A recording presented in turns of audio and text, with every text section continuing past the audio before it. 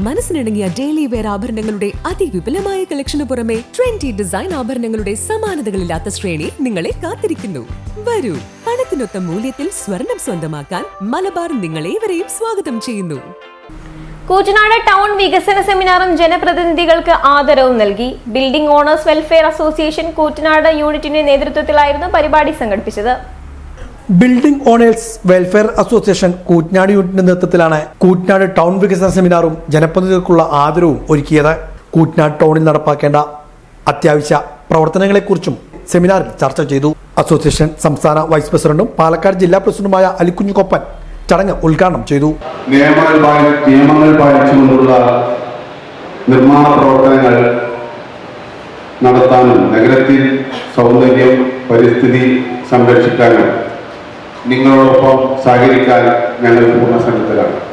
അതേസമയം നിർമ്മാണവുമായി ബന്ധപ്പെട്ട് ചില കാര്യങ്ങളിൽ കെട്ടിട ഉടമകൾക്ക് അനാവശ്യമായ ബുദ്ധിമുട്ടുകൾ ഉണ്ടാവാതിരിക്കാൻ ഒരു സൗഹൃദപരമായ സമീപനം പഞ്ചായത്തുകളുടെ ഭരണകർത്താക്കളുടെ ഇടയിൽ നിന്നും ഉണ്ടാവേണ്ടതായിട്ടുണ്ട്.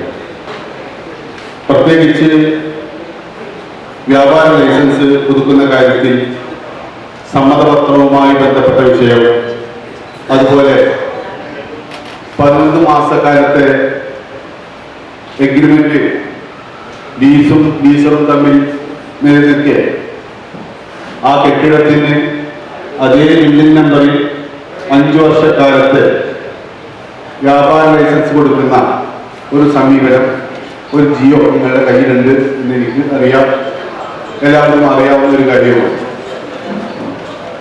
അത് ഒരു തരത്തിലും അംഗീകരിക്കാൻ കഴിയാത്തൊരു വിഷയവും നിയമവിരുദ്ധവുമാണ്.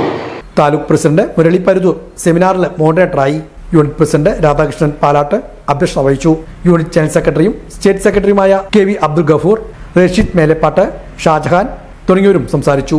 നാഗർശ്ശേരി ഗ്രാമപഞ്ചായത്ത് president Nisha, CP Zubair, block panchayat അംഗം ബാവ മാളിയക്കൽ, ജില്ലാ പഞ്ചായത്ത് അംഗം സുനിൽകുമാർ, യൂണിറ്റ് മുൻ പ്രസിഡന്റ് മുഹമ്മദ് കുട്ടി ഹാജി, പട്ടത്ത് ഹംസ, അബൂബക്കർ കൂട്ടങ്ങൾ തുടങ്ങിയവരും സംസാരിച്ചു. ജനപ്രതിനിധികൾക്കും മറ്റും ആദരവും നൽകി.